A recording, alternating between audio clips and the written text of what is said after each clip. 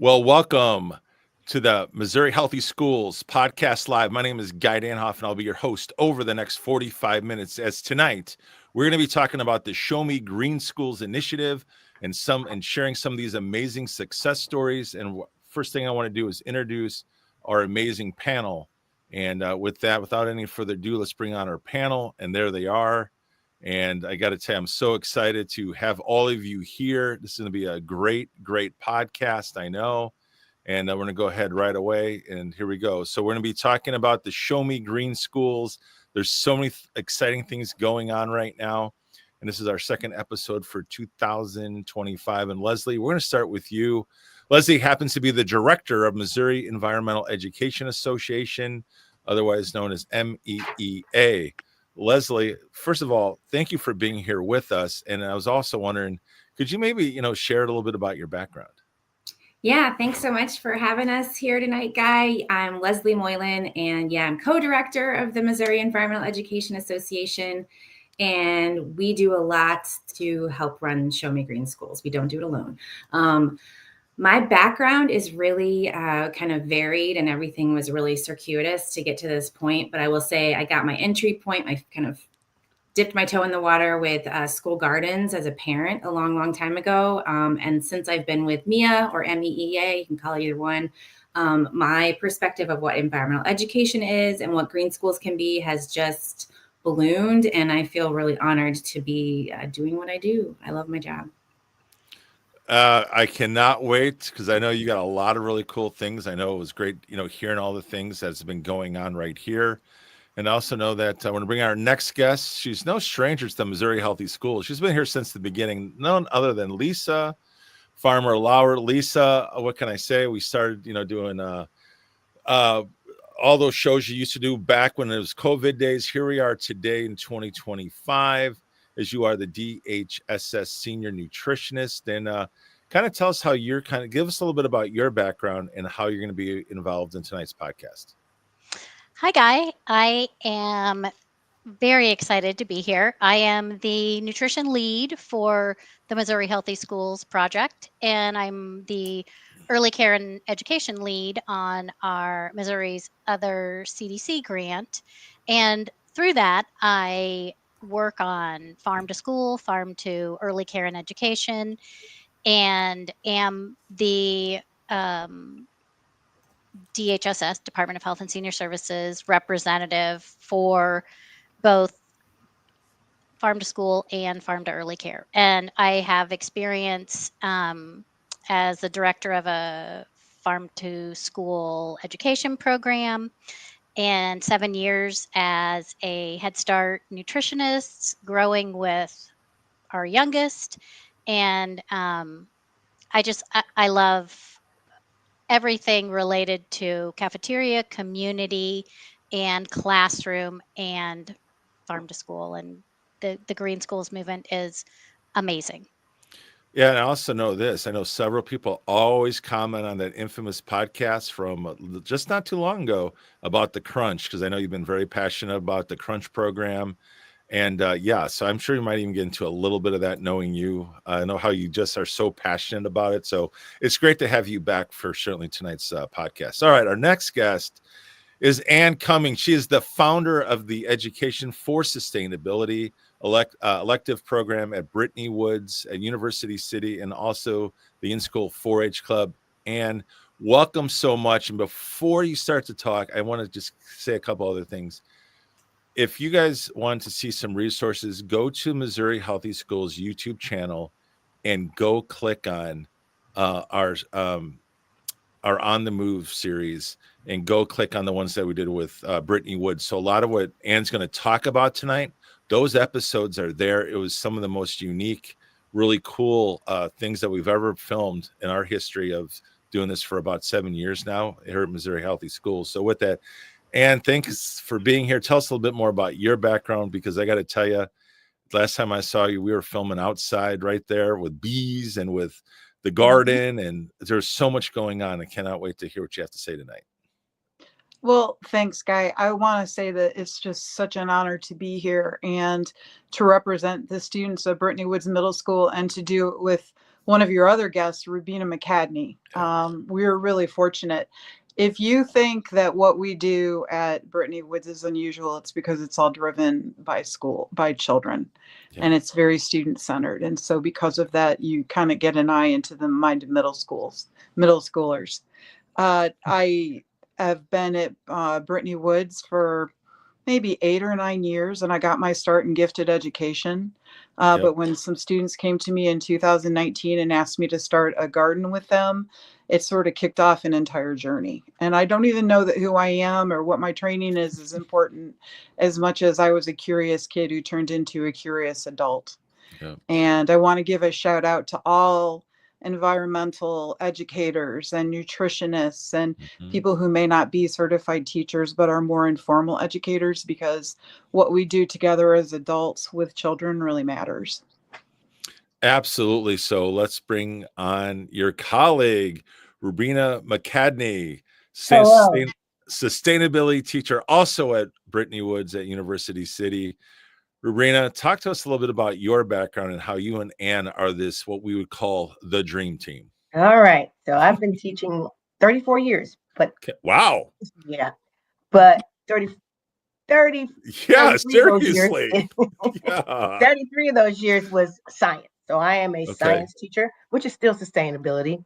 Sure. And so I was afforded the opportunity this school year to move to sustainability. So yes, I took that chance. And it has been wonderful working with my same students, seeing them in a different light in an elective class compared to a core class where, I got to meet these standards and we got to boom, boom, boom. It's a little more rigorous. We're not as free flowing as we are in sustainability, but it has been a wonderful journey just to see our students and how when I see them in science, they'd be like, oh God, I got to do this. They come to sustainability, they light up, they're eager, they're ready to dig, they're ready to get out there in the yard. So that has really been gratifying for me to see students in a different light than just in the regular classroom. So I am so happy for that. So I am glad to be working with Mrs. Cummings. Well, and a shout out for rigor, because Ms. McCadney, wouldn't you agree that we have students taking on some pretty rigorous projects and tasks that they may not feel comfortable doing in a formal setting, but we are teaching math and science and reading and writing, and which is, there's room for everything. Well, all right. Our next guest is going to be Joe. And Joe, I apologize. I do not know how to pronounce your last name. It's fine. Shaughnessy. Oh, that's easy. It's a tough one. No, actually, it's not. It just looks complicated spelled, but it's actually not hard to say. Shaughnessy. Yeah. All right. And you are the K6 STEM educator at John Thomas School of Discovery in Nixa, Missouri. And Joe, tell us a little bit about your background and how you're involved with this initiative. Yeah. So, Nixa, Missouri, I don't know if you guys are familiar. It's about 15 miles south of Springfield, Missouri. Okay. Home to Wonders of Wildlife, Bass Pro Shops, Springfield Cardinals. Nixa, Missouri is home to Jason Bourne from the Bourne Ultimatum. If you guys oh my gosh. So, there you go. So that's kind of where we're at. But I've been at JTSD, John Thomas School of Discovery, for about 9 years. And in 2012, it was actually reopened as John Thomas School of Discovery. And we serve K6, 500 students. And we just learn through the lens of science, technology, engineering, and math. We just strive to prepare them for everyday life. We've got about an acre garden. We are finishing up our new greenhouse. That's a 60 by 24 greenhouse. We have a flock of free range chickens. We've got a saltwater tank. We've got a freshwater tank. We've got hydroponic towers, and we have aquaponics. And so I like to explain it as the poor man's Johnny Morris's Wonders of Wildlife down in Nixa, Missouri. So we are doing what we can to educate students. And I love how, Ann, you mentioned it, that the students are leading how we're learning, and we're just kind of the guide on the side. We know where we need to take them, but we're going to let the students guide us, and we're going to keep them kind of in the right direction of where we want to take them. But really, it's their own journey. And so I've just been blessed to not only be a teacher at this school, but a current instructional coach, and then next year becoming the STEM lab teacher at our school. Wow. I cannot wait to, I know you're going to share some success stories with us, Joe, and we're really excited to hear that. And so without further ado, let's get into actually what is Show Me Green Schools. And Leslie, we'll kick it off with you. And, I'm sure people are, even in the promo, were wondering, hey, what do you mean Show Me Green Schools? What is it? Yeah, great question. And if you are going to pull up the slide, I can show folks the three programs. So Show Me is a nod to that this is a Missouri program. We're the Show Me state. And Green Schools, I'm going to talk kind of about what that means in just a minute. But Show Me Green Schools is a suite of three programs built to help schools and recognize them on their way to what we call whole school sustainability, which is just a fancy way of saying sustainability is kind of woven throughout the whole school system, right? We've got three programs. On the left, you can see the Green Schools Quest, which it's a project-based, student-driven challenge. It's kind of our starter program. Schools get paired up with a community mentor to do a no or low-cost project that can really run the gamut as long as it connects to sustainability in some way. And like Anne said, sustainability connects to everything, so that's not hard to do. And then on the right, you can see the Green Ribbon School program. That's through the U.S. Department of Education, and that's a one-time award for schools or districts who are demonstrating excellence in all three pillars of a green school, so which I'll talk about in just a second. But then we have this middle program, which is the newest and kind of completed the suite of programs. And it's really our bridge program from that Quest, which is a much lighter lift for a school, a way that they can dip their toe in the water if they're not sure what this is all about and see if they like it. And it's a multi-year kind of systems level change. So it's a deeper commitment. It happens over time. They can rise through 5 levels. And it's usually like a 3 to 5 year process to get to the top levels where you would be eligible for that national award, recognizing schools who are really kind of inspirational to other schools and catalyzing a lot of change. And both schools represented here tonight are in like their nominees or honorees for the Green Ribbon School Award. So really happy to have two really just stellar, awesome schools that are leading the way. So that's kind of a nutshell of what Show Me Green Schools is. And then the pillars of a green school, this is applicable not just to here in Missouri, but it's a national kind of definition of what green schools do. And what they work to do is lower a school's environmental impact. This creates a lot of cost savings. Health and wellness is the other second pillar, and that includes health and wellness benefits for students as well as staff.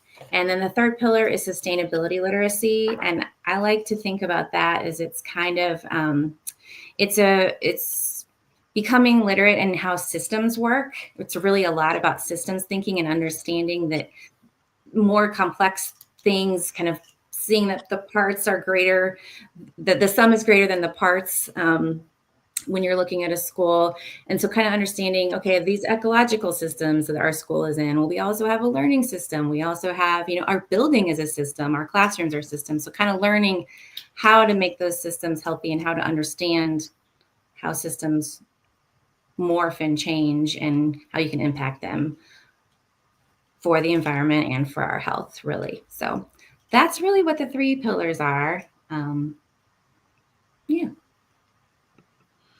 So with that, my next question would be, what does whole school sustainability actually mean?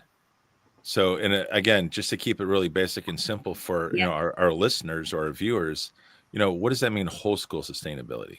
Whole school sustainability really kind of just tries to kind of hone in on that systems-based approach. The school is a system and it has a lot of systems nested within it. I just talked about that a little bit, but really whole school sustainability, it was born from some research done at the Institute for the Built Environment in Colorado, looking at that, like what does it take to go green in a big way. And they really honed in on schools that are, kind of realizing the systems level change. They're working on their educational programming, both during the school day and after school.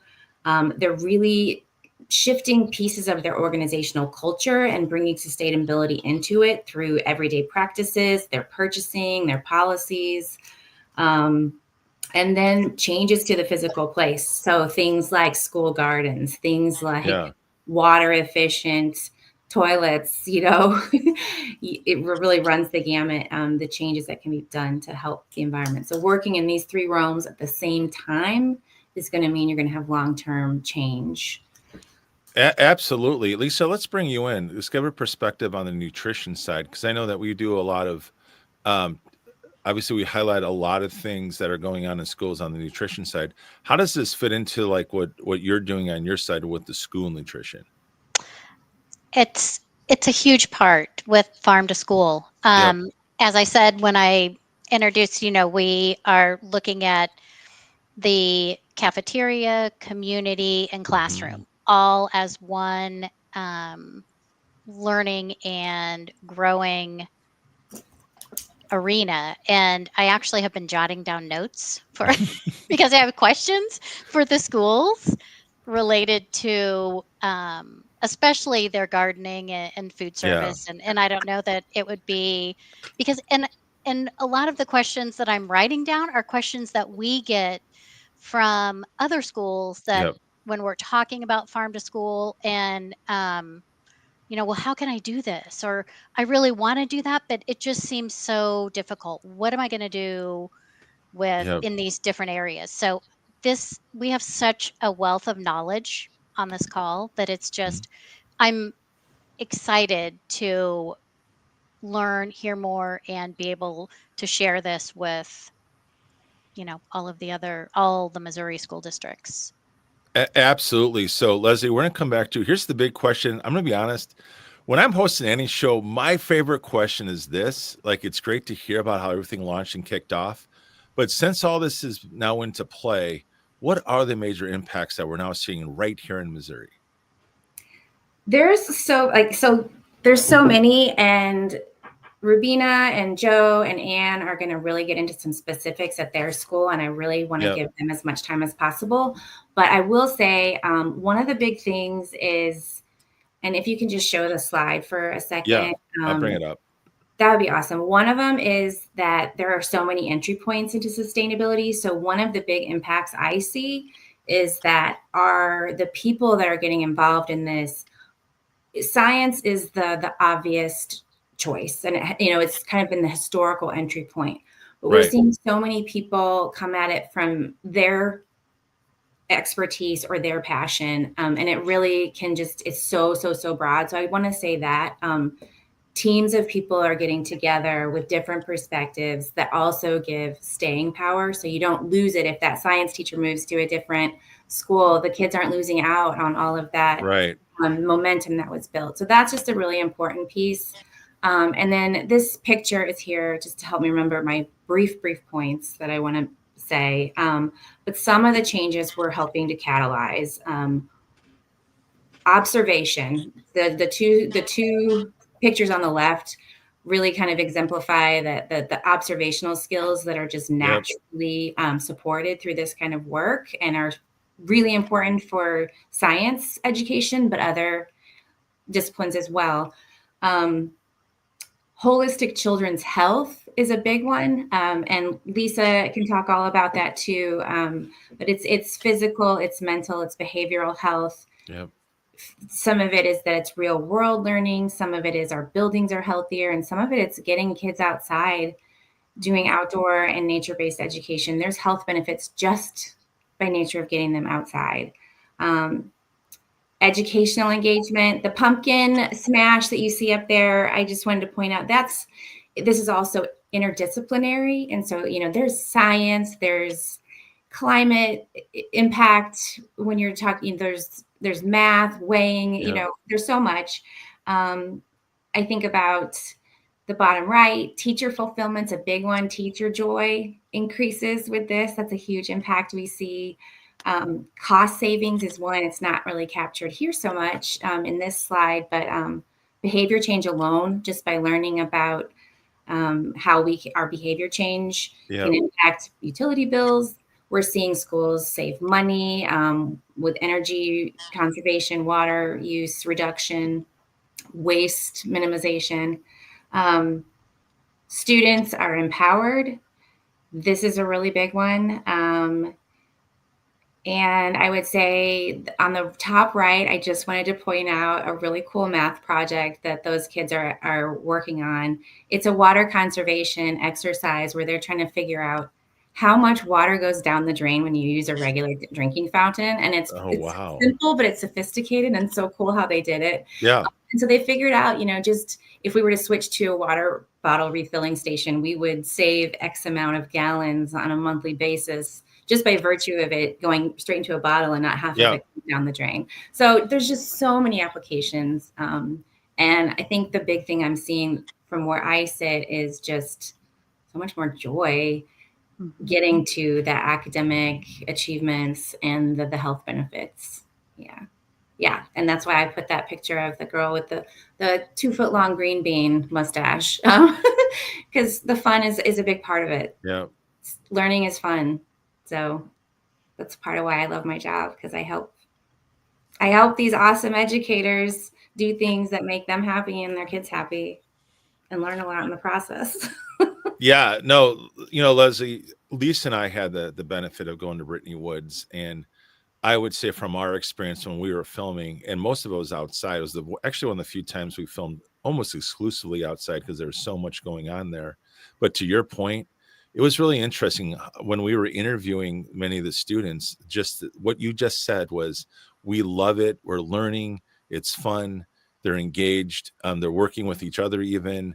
It was great to see how Ann would, give them their different directions and how they would actually follow. I mean, at these younger age groups, middle school, I'm just going to say, I remember when I was like in middle school, I'm not going to tell you right now, I wasn't following all the directions all the time, but it's just so cool to see this type of learning going on. And so with that, before we get into these massive success stories, which I'm so excited to have our panelists talk about, I want you to address this for everyone, because I think one of the questions is, how does the school right now in Missouri qualify for this achievement and recognition? And even, I know there's different levels, and what are those levels? Sure. Well, the Quest, that entry project, it's a contest. So for that one, we have outside judges that if you complete a project, if you sign up in August or September and you complete a project, then you will be reviewed and you have a chance to earn cash prizes, which is really, really cool. There's different categories. For the systems-based program, Missouri Green Schools, it's really easy for a school to sign up. And level 1, there's 5 levels. Level 1 is really honoring that initial commitment. They have to have a principal sign a letter of commitment, which is a big deal to get that top-down support, but it's really vital. So that's kind of it's really basic, level 1. Level 2 and level 3 are really about kind of setting the stage for long-term gains. Schools, to reach level 3, they have to have a green team. This can be part of they can merge with an existing wellness committee or something like that. This is all built to be flexible in the systems-based program, but they've got to, have a team that's dedicated to this. They also have to start measuring consumption of either energy, waste, or water, start tracking their resource use. And then they need to start using our online dashboard where they can track their progress in 53 metrics. They don't do all 53. We give them a framework for how to make sure you're being holistic, how you're going to get to whole school sustainability, but still just have a lot of flexibility in that. And then level 4 and 5 are where schools start having numbers and stories that they can document. And once you reach 4 and 5, then you're eligible for the Green Ribbon Award, which is really, really cool. So we're still so new and we haven't fully built out the pipeline, which is why when we found out about John Thomas and we're like, hey, they're in Southwest Missouri, they are rocking it. They are already a leader. And if we could give them a little bit of a platform, then that would be awesome. And they ticked all the boxes for those 3 pillars. So we're like, let's let's nominate them for the 2025 award. So, yeah. Wow. So we really mean it when we say that schools, we have a place for schools no matter where you're at. U City started a long time ago with us, and they were also working with Mo Healthy Schools. I mean, they were just like all over the place. And we've been on with them on their whole journey. And now John Thomas came to us like when they're already doing so much, but there's always more to be done. And there's other schools to mentor and inspire. So, yeah. Well, that is so exciting, and I just want to take a quick pause, just because if you're looking right now live on our YouTube, there's a comments area. So if you wanted to drop us a comment, a shout out, or ask us a question, you can certainly put that into the comments, and we'll be happy to answer those live while we're right now live on air. As now we transition to always my favorite part of every podcast, and that is, let's talk about the success stories. And I'm going to, we're just going to keep rolling with it. Leslie, let's let you tee it up. What direction would you like to start? Because you know what's going on with all these schools in a very detailed level. Well, I'm just so excited for Ann and Rubina to talk about, to kind of get us kicked off with how they got started. Because I think Ann and I were talking earlier this week, it's just important to remember that even when you're looking at exemplars, they didn't just get there in a day, a lot of hard work and a lot of learning. So, yeah, I'd love to hear from y'all. Yeah, we'd love to share it. I think it is really important to say that whole school sustainability is a journey. Okay. And I know that's already been said. When you and Lisa came to film at Brittany Woods, it was the second month of that brand new program. And I think the reason that you saw so much joy was because none of us could believe we got to go out. It hadn't happened before. Is it possible to put up our first slide? Yes, I'll bring those up for you. There you go. Thanks. So our movement, it started with 6 garden beds. In 2018, 3 of my students who were in the gifted program had gotten grants to go to a sustainability camp in Arizona through We Schools, and they came back with action plans. And one of the girls, Alara Stewart, who was in 8th grade, said, "This place feels like a prison. We need a garden."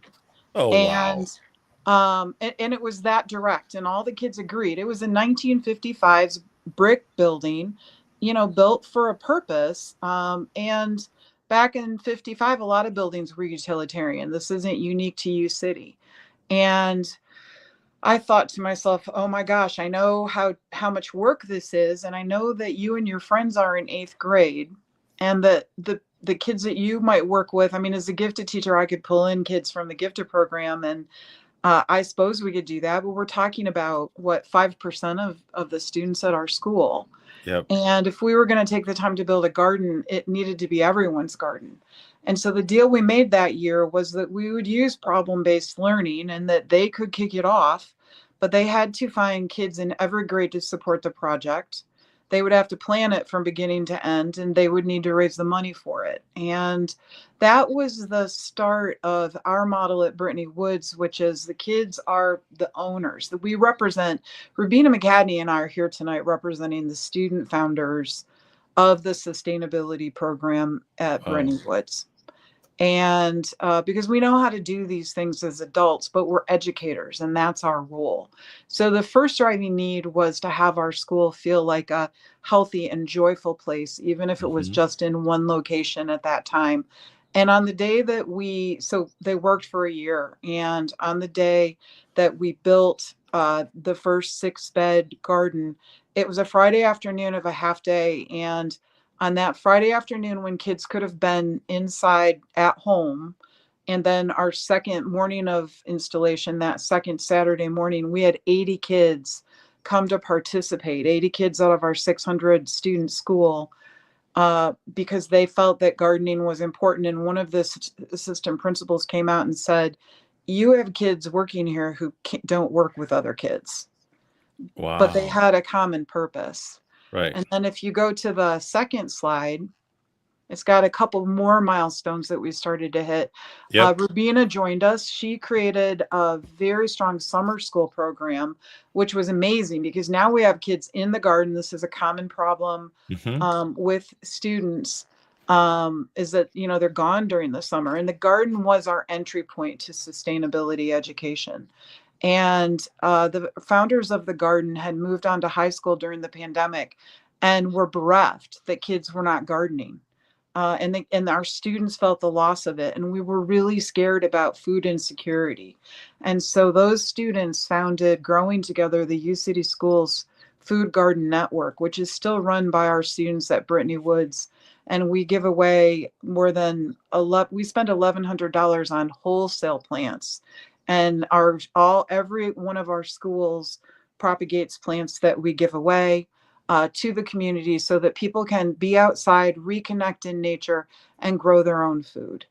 And that point of wellness has always been important for our student creators, our student founders. And then finally, the principal came to me.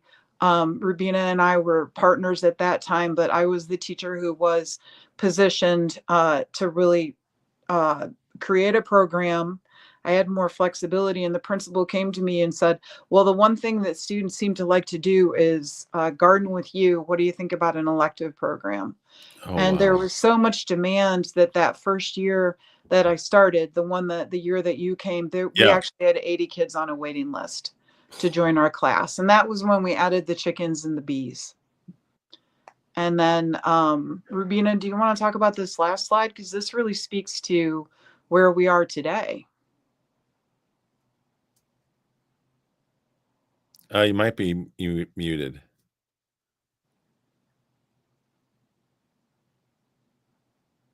Thank you. Yes, I was. All right, there we go. She was the only teacher. And like I said, this year, fortunately, I became the second teacher, which really gave me some insight. I worked with her all along, but I didn't work as close because I had a curriculum I had to tend to. Sure. So with doing that, it has given me, like I said earlier, a sense of kids that I had when they were in seventh grade, and I see them now in eighth grade and how they have matured, and they not only mature, but when they come to class, our class is different than any other class because you get to really voice who you are. You get to create the problem that you want to solve in the garden or around the school. We don't pick it for you. And then they create the plan to do so. And then from there, we've got a 4-H club. So those same kids that we teach are now in our 4-H club. So it continues. So we have somebody working after school in the garden, after school with the chicken, after school with the bees. And in the summer program, like she says, we work in the garden all summer. We take field trips to different gardens to see how they're doing, whether they be in the city, whether they be the farmers markets, just to compare foods in different areas, how people have food deserts, and how do they get their food. And so we're just trying to make sure that we give plants to families so that they can create their own garden at home. So it's been a wonderful journey, and our kids really love it. And now we have interns that are now in high school. They come back and work with us.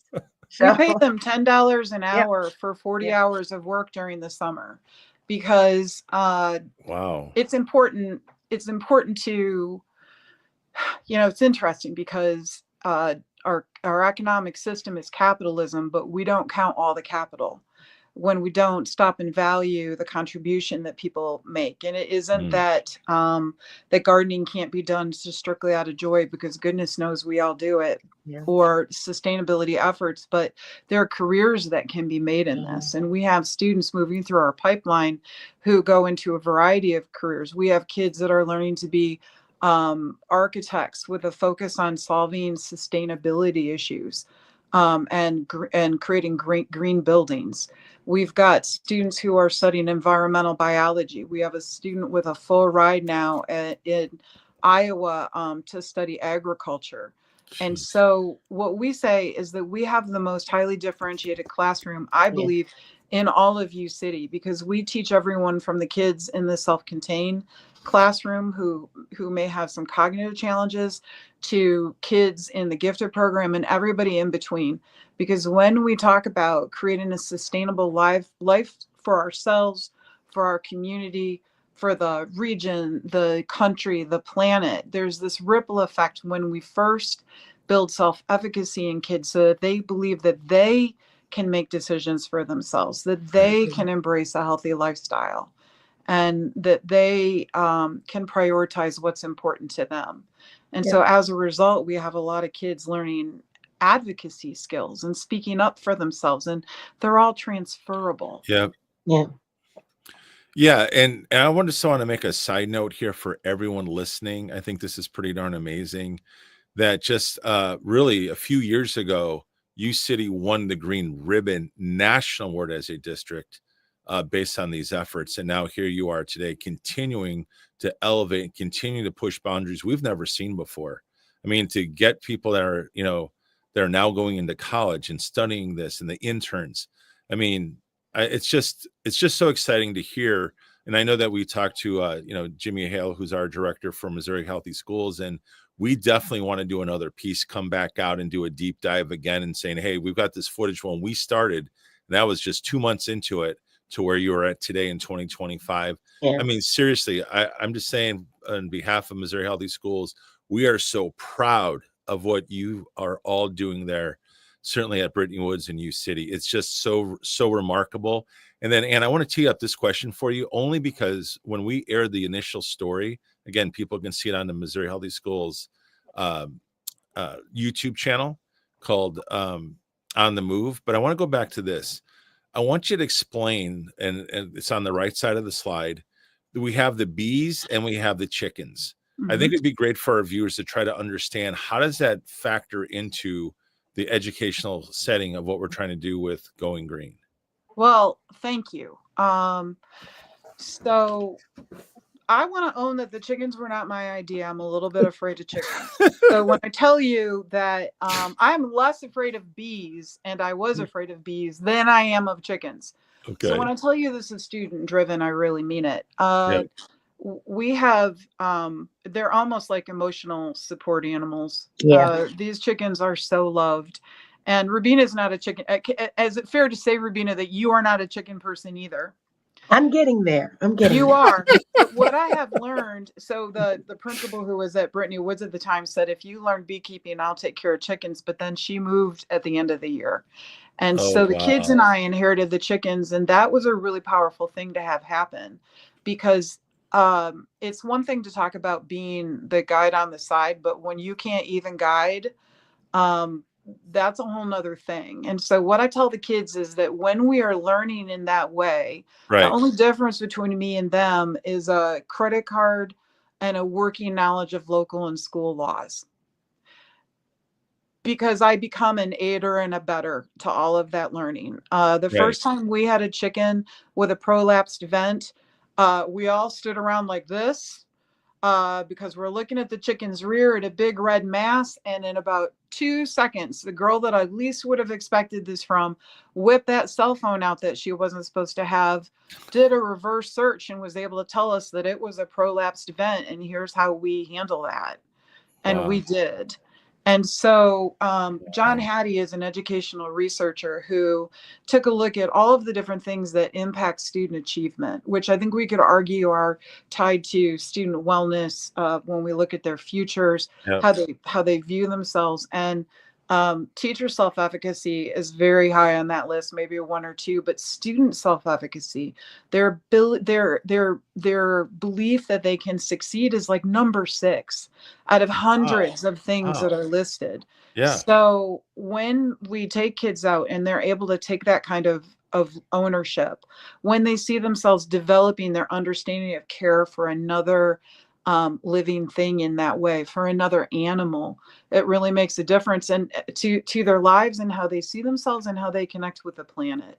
It starts with, and anybody who's ever had a pet can tell you it starts with one animal. And some kids don't have that opportunity.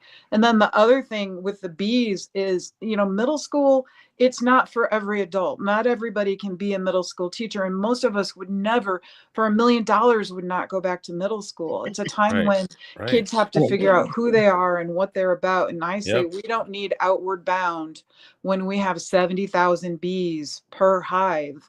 And we can suit kids up and take them out And by the time I teach them that the first job of learning to be a beekeeper is keeping yourself emotionally safe, because you gotta want to come back.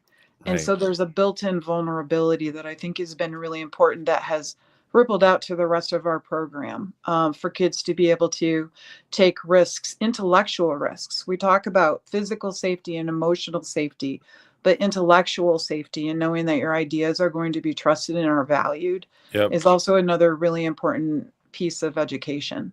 So that's what's going on there. And by the time the kids have been beekeeping with me, I'm on the other side of that apiary fence, and Yeah. they're conducting the inspections, and they know what they're looking at.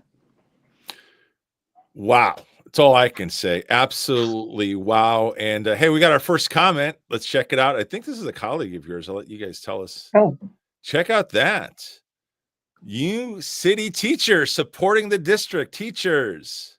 Yes, my school has a sustainability class at the elementary level. yeah. I'm also a fine Hello, arts Laura teacher. Davenport. Yeah. And also a master gardener looking to make connections for kids. Again, if you're watching live right now, feel free to make a comment or ask a question while we're on live. We will definitely bring your question on, or if you got a shout out, like in this case, we'll be happy to do it. And anything you want to add to the comment?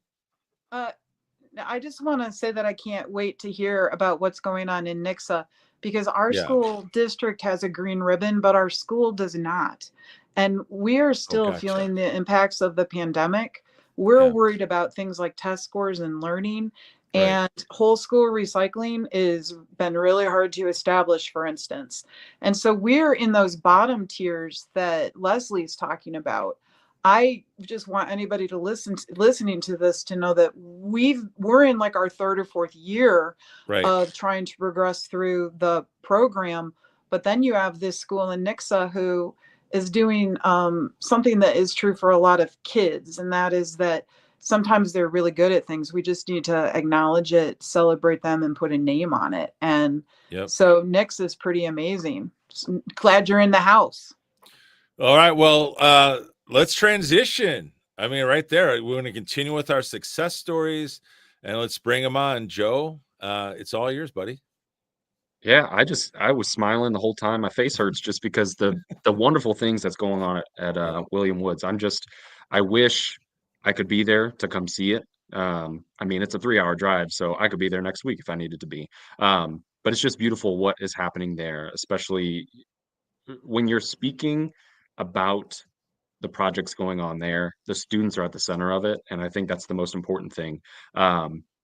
Being at John Thomas, like I said, I've been there for 9 years, and when I think about all the projects that I've been a part of and the things that I've been responsible for, the students have been at the focus, and they've been at the center of that. And I think over some years we've kind of swayed back and forth of, who are we doing this project for? Is it more of our passions, or is it for our students' passions? And so finding that fine balance between the two and blending those lines together has been a unique journey, to say the least. So to go all the way back, we've got 500 students that we serve, and we actually have an extended school year, and we go all the way through June.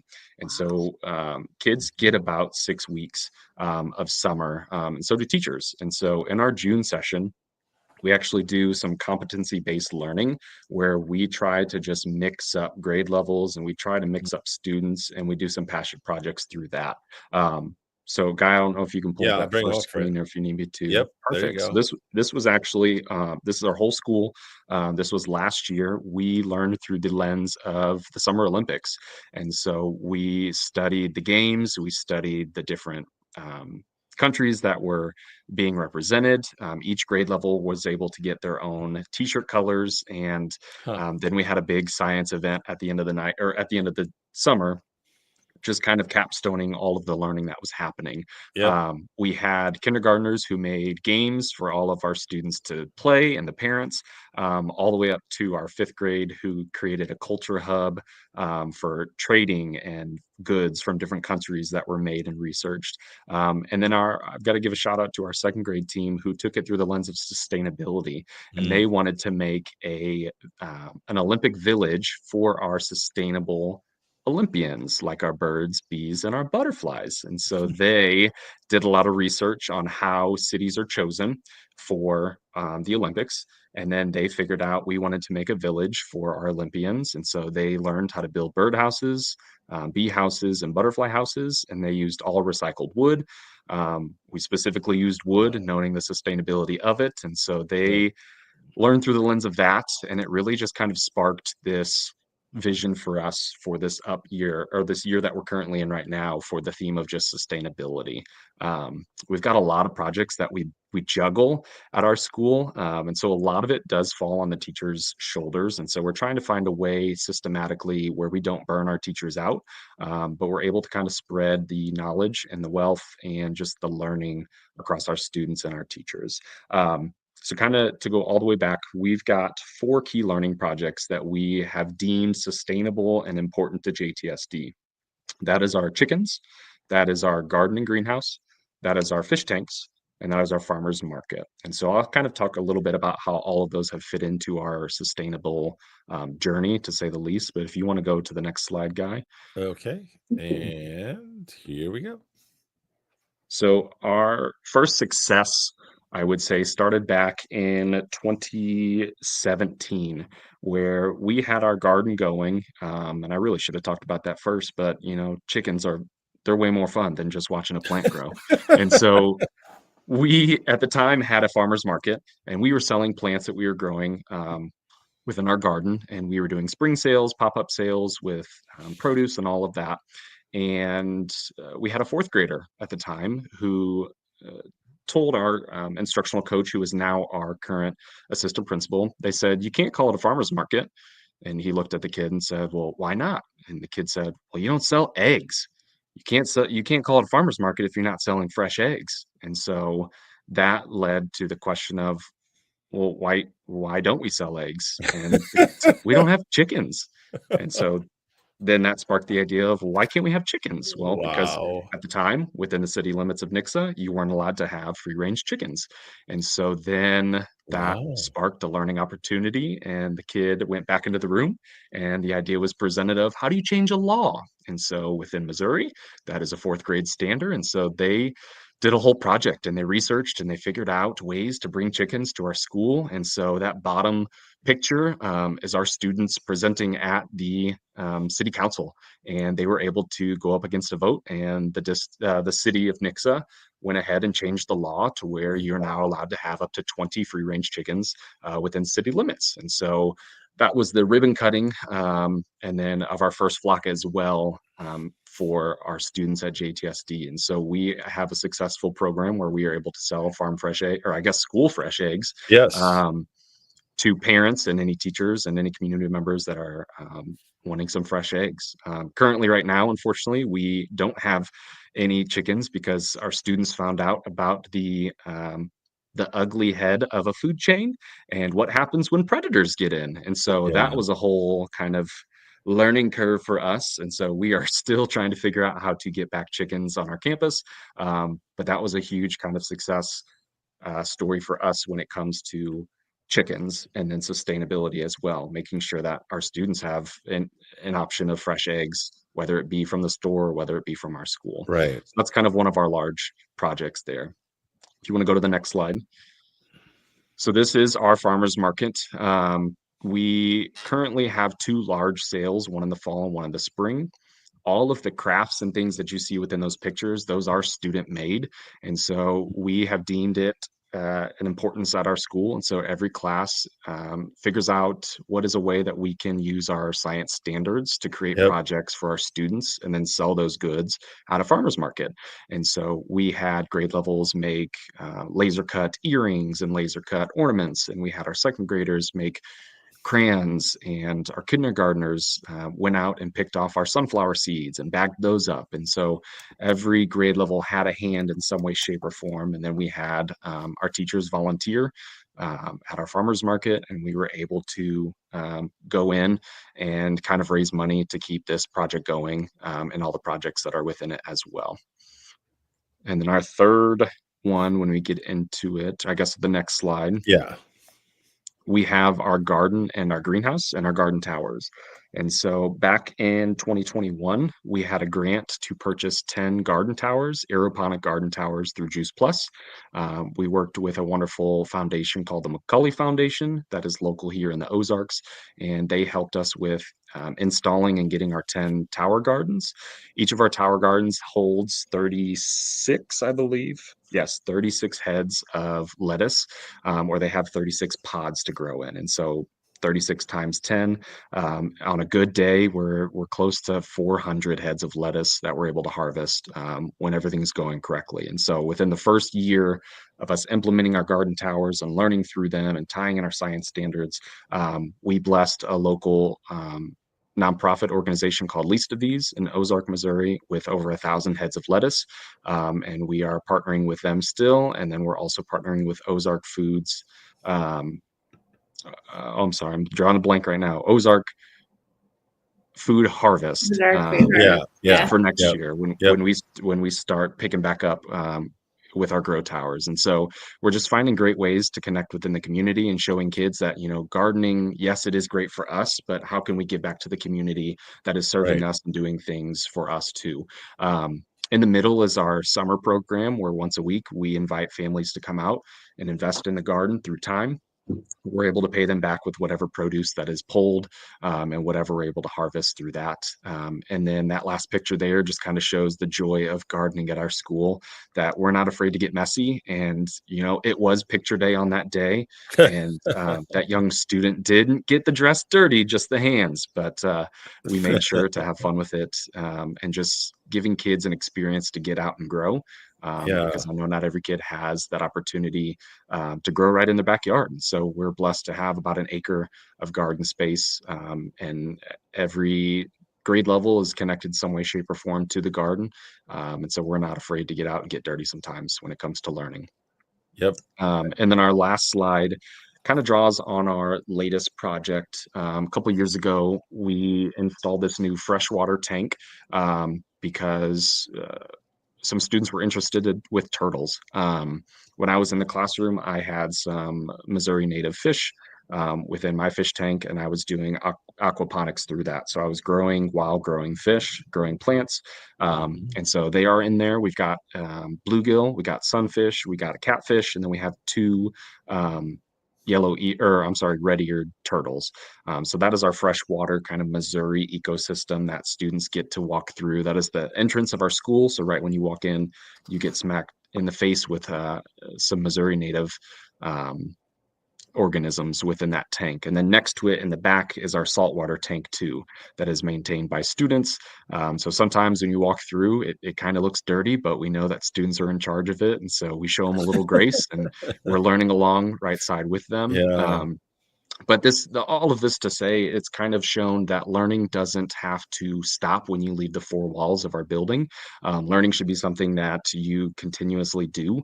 It is something that you are going to continue to chase regardless if you know it all or not. And so that is the path that we are on. Through these four major projects, we are seeing students become interested in areas that maybe they weren't really interested in. We started an eco club last year that does a lot of heavy lifting when it comes to sustainable efforts. This year, their project was Seed to Soil, Bin to Bloom. And so they have been really focusing on gardening techniques. How can we help with our recycling efforts at our school, and then implementing a compost bin too. And so we have been doing a lot with that with our eco club as well. And the way that we kind of learned about the Green Ribbon Schools is through the Green Schools Quest. And that's when we started getting our foot wet with that. And we actually just found out last week we were approved to bring 5 students to the April celebration in St. Louis. And so we will be traveling up to hopefully see some of you guys. I am so excited. Other people that have been doing great things in the name of sustainability. So that was a lot in a little time. But yeah. Well, Joe, we have a question, and here it is. Sweet. Yes. And Anna says, both of these programs are obviously amazing. And the question is were the students enthusiastic from the start, or did it take some time to get their buy-in? Yeah, that's a great question. I think just with anything new, you've got kids who are ready to chomp at whatever you give them. Yeah. We still have some students who are hesitant with going outside and picking weeds or, even touching dirt. And so we Right. do find certain areas to help get those students involved some way, shape, or form. When we talk about gardening, we always think about getting our hands dirty, harvesting, whatever it may be. But on the backside, there's a lot of organization that goes with it. Yeah. On the backside, there's a lot of planning that goes with it. There's a lot of research too. And so finding outlets for those students has been a huge project for, our staff members is, Right. we want students bought in and we want our staff to be bought in, but at the end of the day, not everybody will be. And so finding the right puzzle piece to get them connected or the right, avenue to get them plugged into the project, it has been a really big emphasis when it comes to, implementing some of these projects. Absolutely. And you know what, Leslie, is there anything you want to weigh in on this and give us maybe Yes, another perspective? that's so Because funny. hearing all this, I don't know about you, but I Mm. want to go visit both schools now. I do too. But I also think it's important to note, it's funny, I picked these two schools to come on tonight because they're awesome, obviously, but geographically different locations, their very much trajectories so. have been different, but they did both kind of enter into this through the gardening realm, and that's Right. doesn't have to be the case. So, and I think it's really important to think about your teachers, that teachers don't feel comfortable being outside, and so taking Right. care of those kind of creature comforts, making sure kids have a somewhere to sit on, and if you're not quite Yeah. ready to be doing outdoor education, you can still do nature-based education. Right. That your building can be a classroom, and that's something that I've learned a lot about because we partner on all of this with the Missouri Gateway Green Building Council. Yep. So I've learned so much just about the built environment and how it's not just I've always thought, yeah, nature can be your classroom. Well, so can a building. Right. Right. And so can these community systems. Like both of these groups, these schools have gotten into advocacy and kids developing that agency to make change in the world. So you don't have to be somebody that loves to hug trees and walk around barefoot to do this. Yeah. And animals is so huge too, because I'm a plant person and I do like to hug Yeah. trees and walk around barefoot. And I love watching plants grow. And so it was like a while before I realized, okay, chickens and believe it or not, worms, composting with worms Yeah. can be done in the classroom. Yeah. And wow, the kids go nuts, like animals and water. Absolutely. And so with that, Jordan already just mentioned this, but there's a big event coming up. Leslie, why don't you give us a sneak peek? What is going on this April? I'm so excited. So April is the month that we celebrate all of our schools every year. And this year is the 18th annual Green School Celebration, which is really exciting. It's on April 16th from 5:30 to 7:30 p.m. Okay. This is our first year to do a hybrid event. It's in St. Louis every year. And as we've been expanding beyond the St. Louis region in a significant way, we want to bring in people from all over the state. So you can go live and meet with Ann and Rubina and Joe, or you can come virtual and meet with me. Nice. I just like to be on Zoom all the time, I guess. But I'll be running the virtual aspect of it. And it's going to be a chance for kids to showcase their work, kind of science fair style. It'll be a little different on the Zoom call with me, but we'll still hear from student teams that can't travel to St. Louis. And then the winners are announced, and our schools that are in the other two programs, not just the Quest, are also honored that night. So it's really, really fun. We expect a couple 250 people there. There's food. You got to register. Guy will send out in the show notes a registration link, but it's April 16th at the Missouri History Museum or online from 5:30 to 7:30. And it's so fun. And the kids really, really love talking about what they do. Mm-hmm. So come and support their ability to toot their own horn. Can I add on something? Yeah, go ahead. That? Go ahead, Ann. I took my mother last year because she happened to be in town. And for one thing, all of the schools, or as many schools as possible, bring displays so the kids can actually speak. It's not just a presentation, but the kids are there talking about their projects. And what my mother said, I think is so true. She said, this is so uplifting for the spirit. I can get really down thinking about climate change and global warming and the range of issues that feel so out of control. The basic, just a typical person's control, but showing up at that event is a huge shot in the arm for all of that, because it really is just kids talking about their vision of how they interact with the environment, about living sustainably. And it's anybody who needs to feel good should show up at the Green Schools event, because it's just fabulous. And Leslie, your team has just done an amazing job of creating a space for kids to connect on that level, to connect on the quest. I will pass that along, because that is not my realm. And I'm very thankful to have a lot of talented people running that show. Yeah. Well, with that, one of the things we get asked all the time, Missouri Healthy Schools, is what resources are available. And Leslie, we'll start with yours, then we'll go to ours next. But I'll pull it up right now. Talk to us about this main, hub again right here. Show Me Green Schools is where you go. ShowMeGreenSchools.org is where you go to pretty much take a deep dive on any of this. If you want to become a partner, we have lots of, I didn't even get to dive into that, but if you want to support this, or if you want to participate, there's lots of resources. And some of the other things that you're going to share with the YouTube channel are also on there. I would say there's a great compilation video that Guy's going to share from last year's Green Schools Quest. So, but just start that. You can go really deep on that website, learning about any of the 3 programs. Well, with that, what we do, just let everyone know, in case you're new to actually viewing one of our podcasts, is we're really big on the resources. So what we do is we'll show a few here, but then when you go into the show notes, I know, Leslie, you've prepared a nice list for us, very easy to navigate. And that's where people can get even more depth if they want, and certainly make connections with other people and organizations. I mean, this is why we do what we do. And then, of course, the other main thing, and Lisa, why don't you tee this up for us? And that is right here at Missouri Healthy Schools. And talk to us about the website. Oh my gosh. I was going to say, I was thinking of this, our website is just full of resources. Every month, all of the team members in the different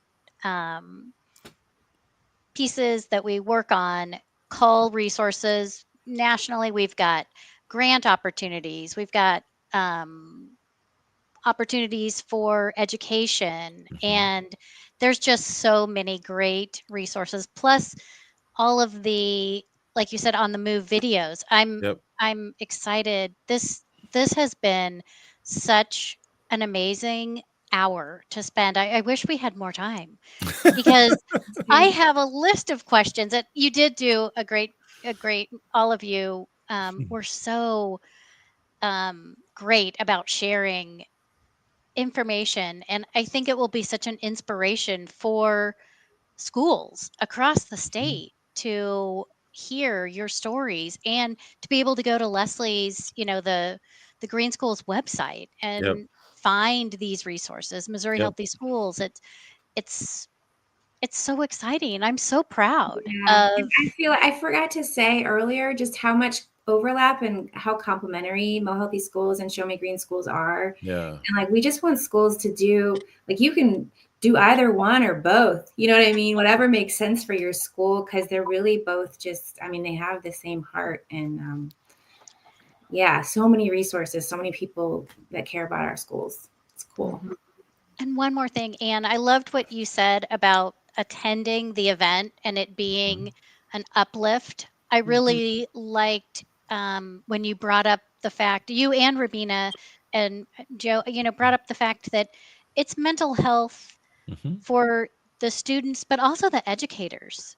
It's really nice to be able to get out of the classroom and experience this with the students. And so I'm just so proud of everything. Lisa, you bring up a good point. It's funny. I can count on my hands and use my toes too of how many teachers that have started gardening at home. Oh, wow. Just because that's a really good point. They're catching the itch. They're catching the itch from what we're doing with students at home. I've had three or so teachers send me pictures of their seed startup at home that they got off Amazon because they wanted to start growing seeds from their home. And so not only is it, that mental health aspect to it, but it's also that's a lifelong skill that they are going to be so thankful to just know and then be able to pass down to generations and generations after that. Because at the end of the day, we are educators. We need to know our stuff, but we can't know it all. And so we Right. are learning along. And so the only way to learn along is by doing it ourselves. And so it's really cool to see teachers take that on and Yeah. try new things, and not be afraid to try it. And if it fails, that's okay. That's their first attempt in learning. And so let's Right. try it again, and showcase that to our students. So thank you for that. And Anne as well for bringing that up too, because that is just so important Yeah. to remind ourselves that we are people at the end of the day. And, we're going to do what we love and love what we do. And hopefully it rubs off on some people and we just kind of keep that chain going. Well, and Rubina has talked, she's got a very large backyard with a lot of sun, and she's talked about offering it up as space for a community garden in her neighborhood. Wow. And that's so meaningful to me. I may have to move in. Rubina and I may just have to wind up living as next door neighbors for the rest of our lives, but she also lives near a lot of our students. And so I think once you connect, I'm Yeah. not saying that we aren't professionals. We certainly keep a professional line, but at some point our students move on. But I think Right. that connection through the earth just deepens. Yep. And the number one principle of education for sustainability is we're all in this together. Yep. Yeah. So I just want to say thank you to each and every one of you for being on tonight. I just can't wait to see what we do moving forward with it. Obviously, we want to continue getting more awareness out there on this program. Certainly, Leslie, we're going to do some blowing up stuff once all those announcements are made with the school award winners. We're also going to. I'll actually get it out tomorrow. I'll get that on the move for Brittany Woods that we highlighted. And then when Lisa and I were there, because that. I'll be honest with you. I still talk about to this day. I mean, I interview all kinds of people. I was literally just at the NFL Combine 2 weeks ago. I get the privilege and opportunity to ask Adam Schefter questions. Okay. Mm-hmm. So if I get to ask a guy who breaks 85% of all news in the NFL, and I'm talking about Brittany Woods, because I got to tell you something, I had no idea what the heck bees have to do with learning. And I understand the chicken part, but the bees, come on. And I'm just gonna be honest, but it was so fascinating to see the kids when we were interviewing, the things that they were saying, and then the fact you guys had that big waiting list. Then you guys had this whole strategy of taking it to market on the business side. Mm-hmm. I mean, wow, and obviously, Joe, just hearing your story tonight again, how you're just looking at the needs of your school, getting your students involved. It's just so refreshing. It's just, I don't know. I say this all the time. I love the advocacy work that I get to do in bringing news to people. And these stories right here is why I love what I do. It's because of the work that you all do. And I just want to say thank you from the bottom of my heart. Thank you. Thank you. Thank you. Yeah. Got just a minute. I have something. Rubina, did you have something to say? Because you got it. You were excited. It looked like it. No, I didn't have anything to say. Okay. All right. So Leslie, guess what? You get the final word. So what do you got for us? And then we'll be calling this podcast and bringing it to an end. Well, stay green and be healthy. Thanks, everybody. All right. Thank you, guys. And just to let you know, the next MHS Podcast live show will be in just a couple months, as we're going to be looking at pre-K through 8. We'll be looking and examining the health standards with our panel of experts. You guys will see. Again, just check all our social media channels, as well as the big email blast that we do from time to time. And of course, you can check this all out in the Missouri Healthy Schools newsletter, which we produce on a monthly basis. And for our guests, my name is Guy Danoff. We want to thank you for watching it here live on the MHS Podcast Live. Thank you and have a great night. Bye. Bye-bye.